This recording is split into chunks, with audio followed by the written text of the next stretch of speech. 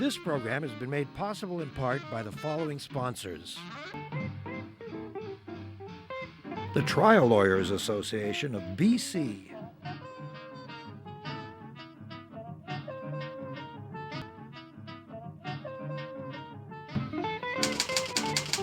The Vancouver Courier newspaper.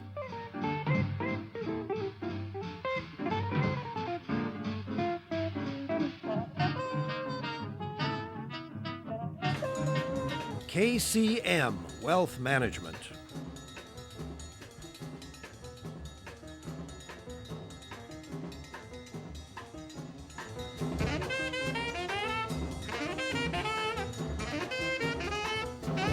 Kids, what's the matter with kids today? Well, lots of things, I suppose. And how do we help kids, especially kids who are living in a kind of urban nightmare? We know it locally as the downtown east side. Well, one of the things you might do is start a restaurant and a theater group, huh? That's exactly what local casting director Maureen Webb and her sister Donalda Weaver have done. And before we meet Maureen Webb, let's take a little look at what some of these kids are up to. It's really great.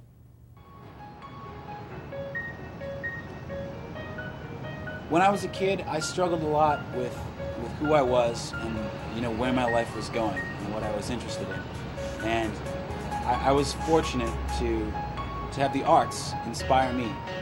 And I think that that's one of the most important things about Project Limelight. It gives kids exactly that. It gives them the opportunity to expose themselves to arts and arts education.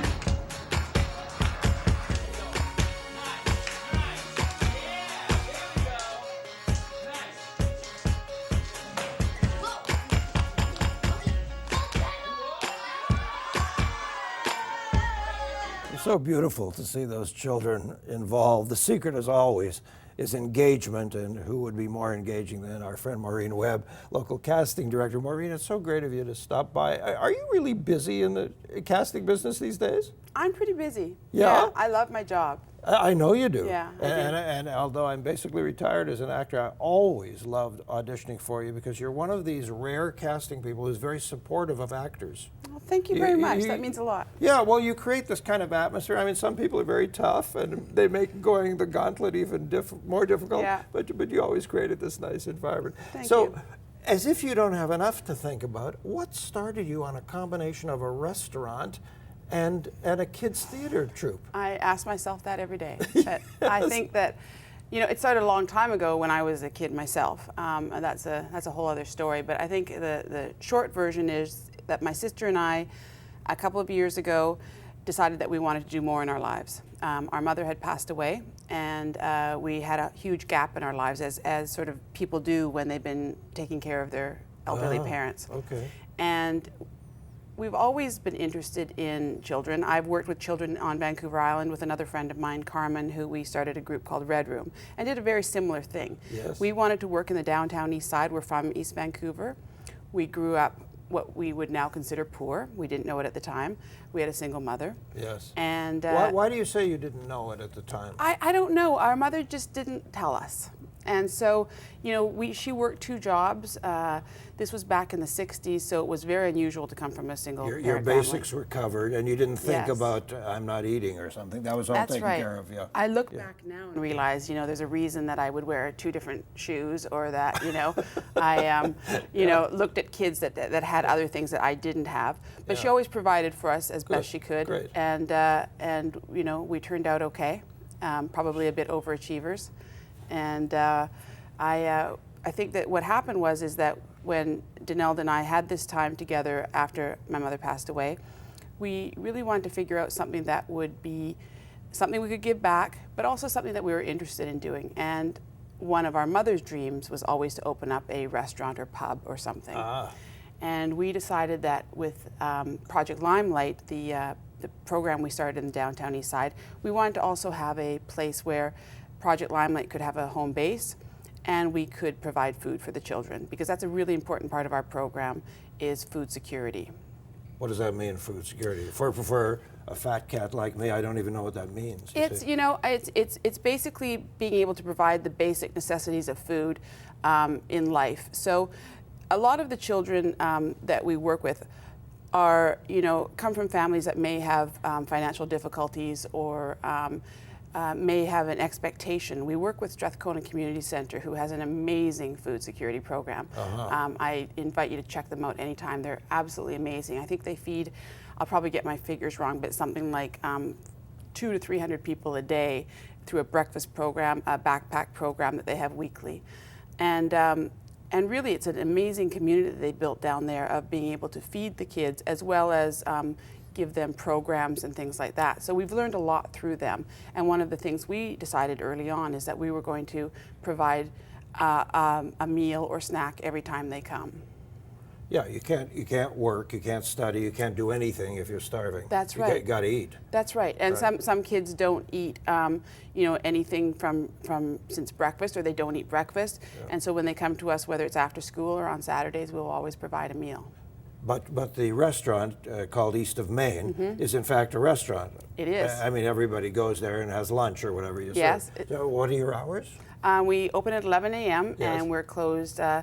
We have a license until 12 p.m. At night, yes. and 12 a.m. I guess that yeah. is. And so we're open late, and we want to generate money. We want to make money because all the profits from the restaurant go to to Project Limelight Society. And where is the theater? Is it in the restaurant building? Well, it's a theater company. Yeah. We work out of Strathcona Community Centre. Yeah. We have also a rehearsal space above the cafe. Okay. So there's an open space there that we've built with the cafe. Yes. But the actual performances go on in, our hope is in major theaters in the downtown east side. In Vancouver, our first performance was at the Fay and Milton Wong Theatre at SFU Woodwards, yes. which is an amazing, beautiful theatre that was donated by them. And we had 2 shows in one day in June, and we sold out. It was fantastic. So my understanding is that as soon as you put the word out somehow or another formally that you wanted kids to join, your roster was filled. Yeah. We basically, and we're going into our second session now. Yeah. It's a 4-month program. 3 times a week they came, twice after school. Once on Saturdays. We transported them from 4 different schools by bus with the help of Strathcona Community Centre, picked them up, brought them there, fed them, and then they go into workshops with theatre professionals, film professionals, through people I've known and gathered, and people that volunteered. And they go through a program where they're allowed to explore all different aspects of the performing arts. Stand-up comedy, singing, dancing, and then they move into a rehearsal period of 2.5 months of a full-length theater production. Now you said there's a 4-month program. Yeah. Now that interests me because I work in addictions recovery, right. and my son coaches football, aside from being an actor you're right. familiar with, and we both have had the experience on a regular basis of how do you get people to be consistent? People are already struggling. Right. You know, I mean, Sean's football work is with a lot of kids from the east side of town right. who have difficult family lives and so on. And so kids don't show up for practice, they show up late, they mysteriously appear, but they haven't trained right. and so on, you know. So I'm getting the impression that once you got your whatever number, 28 or whatever number of kids signed up, they were faithful. Yeah, you know, it was an amazing process because what happened was we put the word out. We worked with a few social agencies in town. We worked with the different schools to try and find the kids that would most benefit from it. Yeah. And we don't have a means test. It's not about necessarily that everybody is in financial, you know, problems to be in the program. You don't say to people, show me that you're poor. No, and in fact, there's some children in our program have 2 working parents. But what I always say is that children don't decide what happens with the family income, but they may decide what they want to do in their lives, and this is something they want to do. So our criteria is enthusiasm, commitment, and need. And we told them that right from the beginning. We said it's going to be hard, that it's going to be a big commitment, and certainly there was a small handful of children who did find it difficult to stick through it, and some wanted to quit. We got through it. I think our proudest moment is that we started with 26 kids in January. We ended with 26 kids. That's in astonishing June. because because in adult education, if you run programs to teach Mandarin or photography, right. whatever, you could start with 26 and end up with 11 yes. by the 3rd class. right? Yes. And if you bring kids into a study like acting, Yeah. I can see it being a lot of fun the first time, Yes. but at least by the second or third time, there's hard work. Rehearsal's not easy. No, rehearsal is really difficult. No, and it's repetitive, and we faced a lot of challenges there. But the amazing thing is, I think that probably 90% of them want to come back, and they're all invited back. It's a free program, completely free, and we provide the food, the transportation, the mentors, the volunteers. What happens with the families and the parents? What's the involvement with them? Some are very engaged. Yeah. You know, some of them are very helpful. Some of them volunteer during the programs. Others we have never met.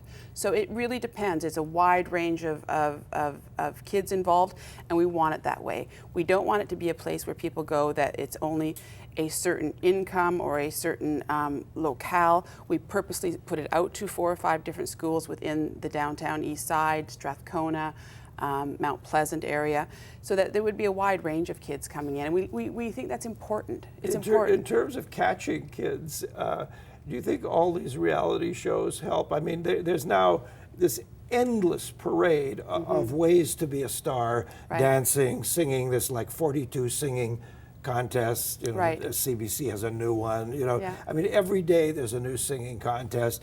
This must seep into everybody's mentality. I think it does, and some of these kids rarely watch television. Others are immersed completely in it, as most kids are. I think I would say that probably 80% of these kids have no intention of going on to the performing arts. Right. That's fine. It's absolutely fine. You're not looking for stars. No, absolutely not. In fact, I have a workshop I do with them where I discourage them from getting into the business as it is. But there's 2 or 3 of them that have come along. Why do you discourage them? That's interesting. Well, I think that it's a hard business to be in as a kid. Absolutely. And you absolutely have to beg your parents to want to do it. You have to want it so bad that you're willing to give up everything, and there are 2 or 3 kids that have come out of that really want that.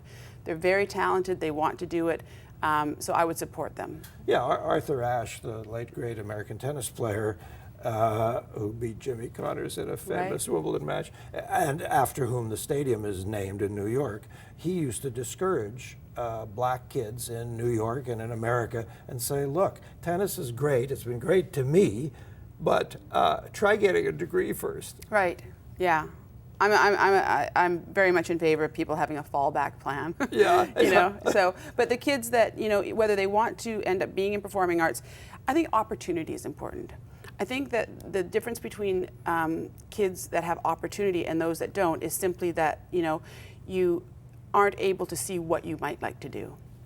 Great. Okay, on that lovely note, we'll take a little break. Our guest is Maureen Webb from Project Limelight.org, I think it is, right? Project Limelight Society. Society.org. I think we should show the graphic earlier. And speaking of websites, davidberner.com, the site to visit anytime. We're always happy to hear from you, and we'll take a little breather and let some of our friends say hello to you. These are the people who support us very kindly here on Shaw Community Television Cable 4. Back in a minute. This program has been made possible in part by the following sponsors. The Vancouver Courier newspaper.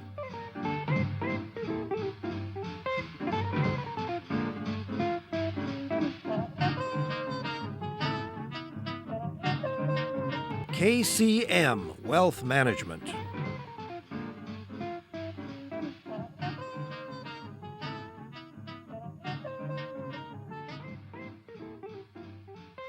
The Trial Lawyers Association of BC.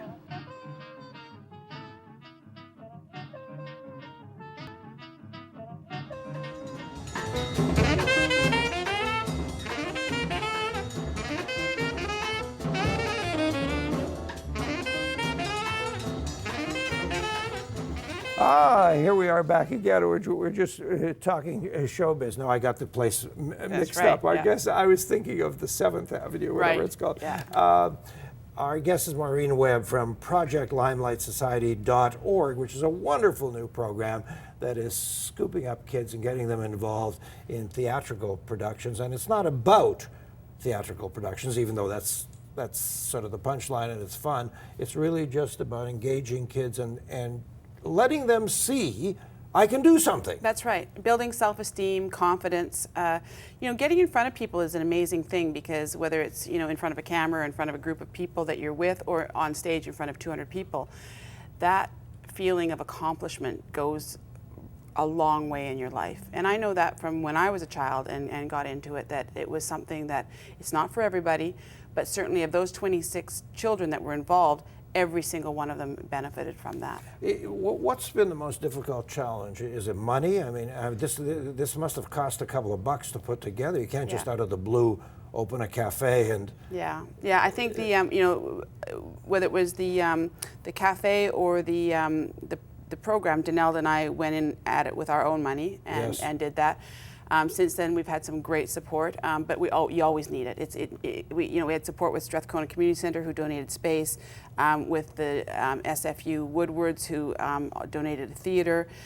We had a lot of support from people. Richard Branson came to town and gave us a sizable donation, which was fantastic. Really? Yes. My goodness. Yeah. How did you make that lovely connection? Well, it's through people I've met through my career, and one was a lovely young man named Corey Monteith, who's gone on to do Glee. Yep. And I met him before he was an actor, actually. Yeah. And we've kept in touch. And when I first had this idea of Project Limelight, I approached his agent, Elena, who's also a really lovely woman and supportive of what we do. We got together for lunch. He was in town. And we talked about what kind of program we would like. I know he had faced his own challenges as a young person and what kind of programs he'd gone to. He lived in Victoria.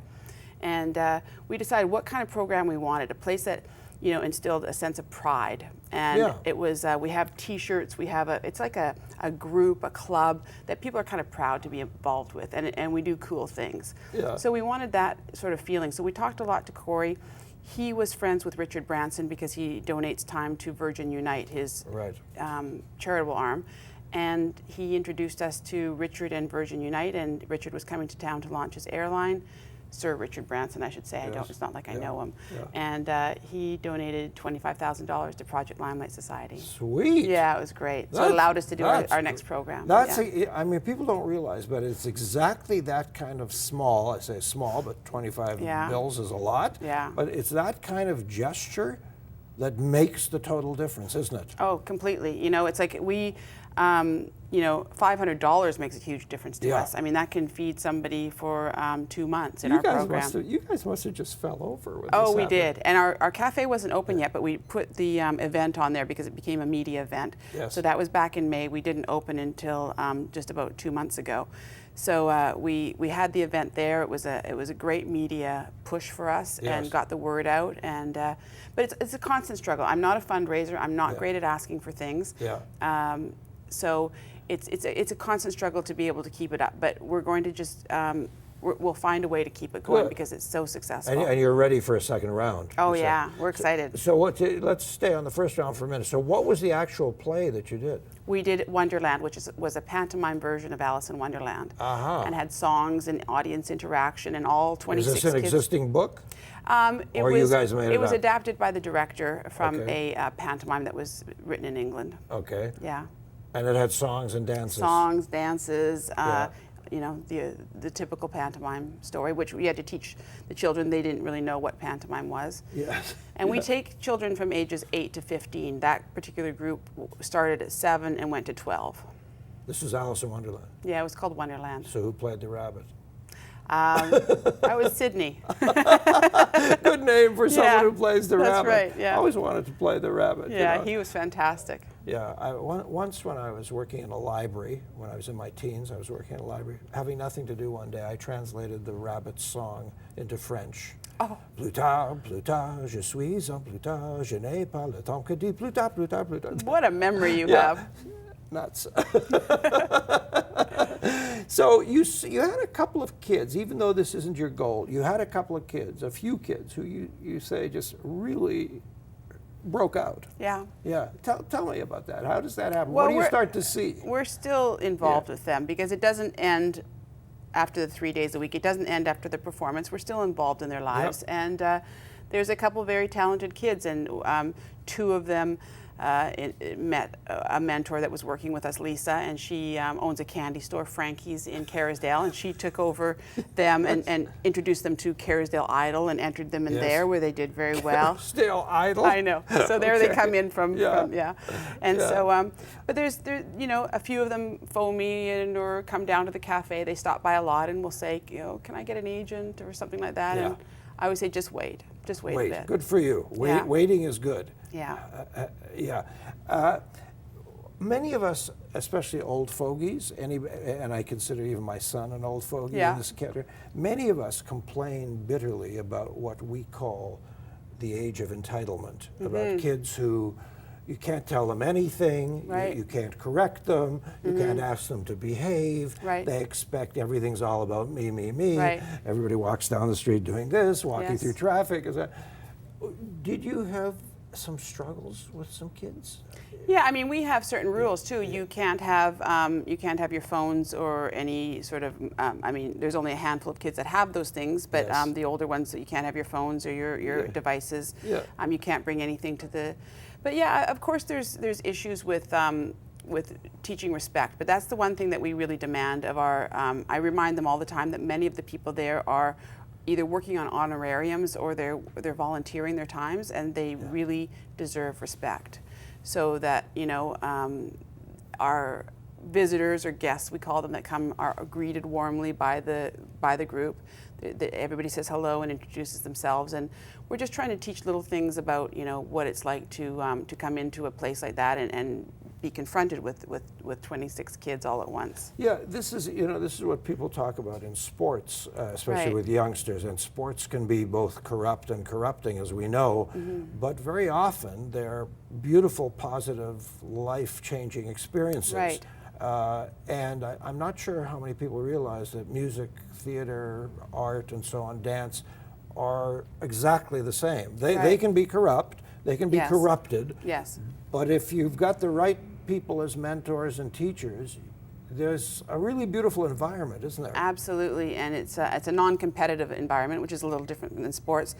And I always say it sort of runs vertically, in that there's older kids working with young kids, and that's a really safe feeling for kids from different schools, to be able to know that they can go out in their neighborhood and an 8-year-old can meet a 13-year-old, and they know them from the program. Yes. It's a nice feeling to have a group of kids that are all different ages working together. Have some of them had to put up with some razzing in the community about why are you in this geeky program? No, I think in fact it's become very popular.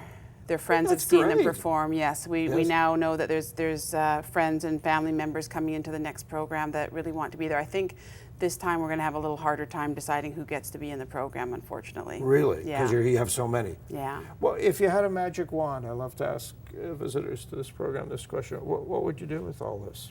Because it just sounds like such a wonderful thing you're doing. Well, I think at this point we don't want to grow too much. We want to, keep it. Take your time. Yeah, absolutely. If we can affect, 25 to 100 kids in a year, that's amazing. I think that, and if we can keep them coming back.